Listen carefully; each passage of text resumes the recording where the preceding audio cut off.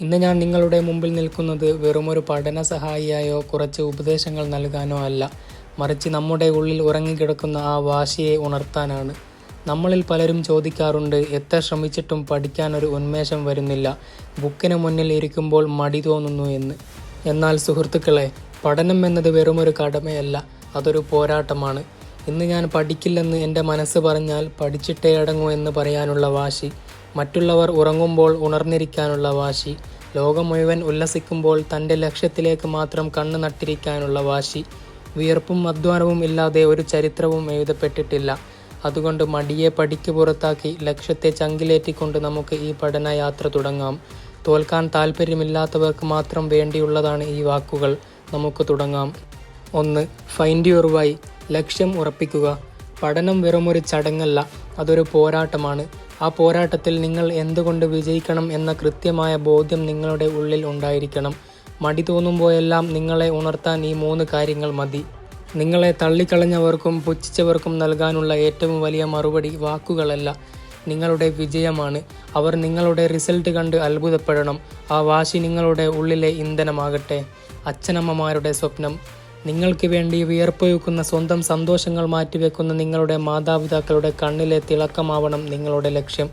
അവരുടെ അഭിമാനമായി മാറുന്നതിനേക്കാൾ വലിയൊരു പ്രചോദനം മറ്റെന്താണുള്ളത്? മാറ്റത്തിൻ്റെ തുടക്കം.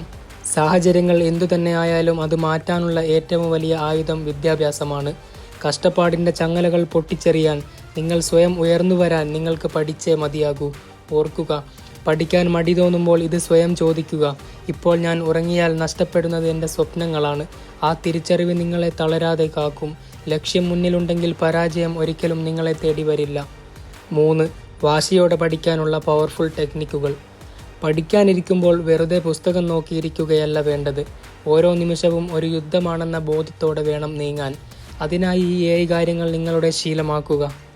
1. ഒറ്റയിരുപ്പിന് തീർക്കുമെന്ന വാശി.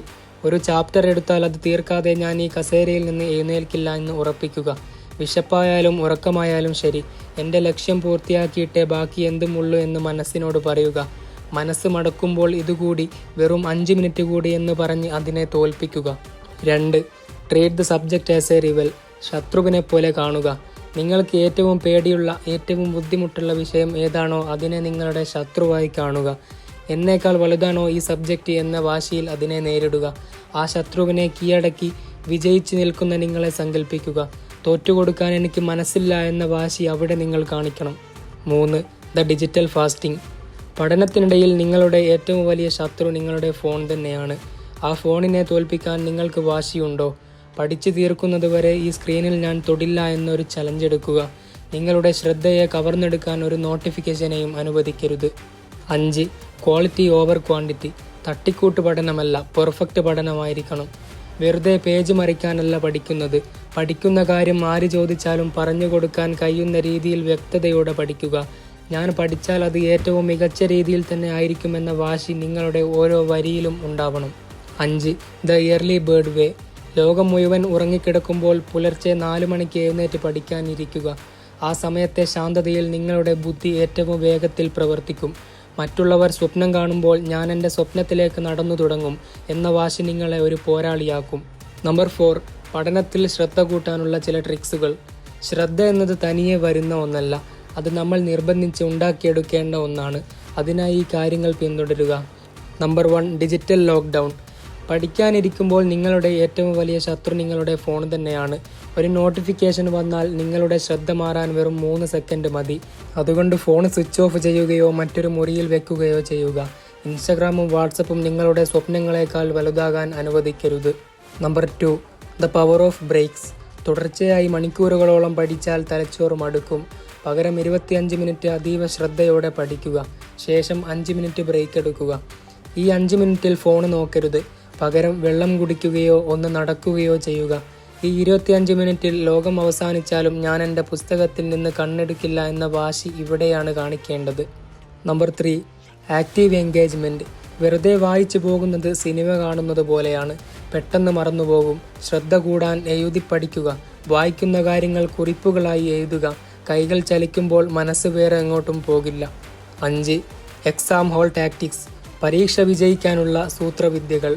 പരീക്ഷാ ഹാളിലേക്ക് കയറുന്നത് തന്നെ ഒരു വിജയിയുടെ ആത്മവിശ്വാസത്തോടെ ആയിരിക്കണം. അവിടെ നിങ്ങൾ കാണിക്കേണ്ട വാശി ഇതൊക്കെയാണ്. Number 1, master the paper. ചോദ്യപേപ്പർ കയ്യിൽ കിട്ടിയാൽ ആദ്യത്തെ 5-10 മിനിറ്റ് അത് നന്നായി വായിക്കുക. ഇതിൽ എനിക്ക് അറിയാത്തതായി ഒന്നുമില്ല എന്ന് മനസ്സിനോട് പറയുക. ഏറ്റവും എളുപ്പമുള്ള, നിങ്ങൾക്ക് നന്നായി അറിയാവുന്ന ചോദ്യങ്ങൾ ആദ്യം അടയാളപ്പെടുത്തുക. അത് എഴുതി തുടങ്ങുമ്പോൾ നിങ്ങളുടെ ആത്മവിശ്വാസം വർദ്ധിക്കും. Number 2, the first impression. ആദ്യത്തെ കുറച്ച് പേജുകൾ വളരെ വൃത്തിയായി തെറ്റുകൾ ഇല്ലാതെ എഴുതുക. നിങ്ങളുടെ പേപ്പർ നോക്കുന്ന അധ്യാപകന് ഇവന് കാര്യമായി പഠിച്ച ആളാണ് എന്ന തോന്നലുണ്ടാക്കാൻ ആദ്യ പേജുകൾക്ക് കഴിയും. നമ്പർ 3, സമയം നിങ്ങളുടെ അടിമയാക്കുക. ഒരു ചോദ്യത്തിന് എത്ര സമയം കളയണം എന്ന് മുൻകൂട്ടി നിശ്ചയിക്കുക. ഒരു ചോദ്യം കിട്ടുന്നില്ലെങ്കിൽ അവിടെ തളർന്നിരിക്കരുത്.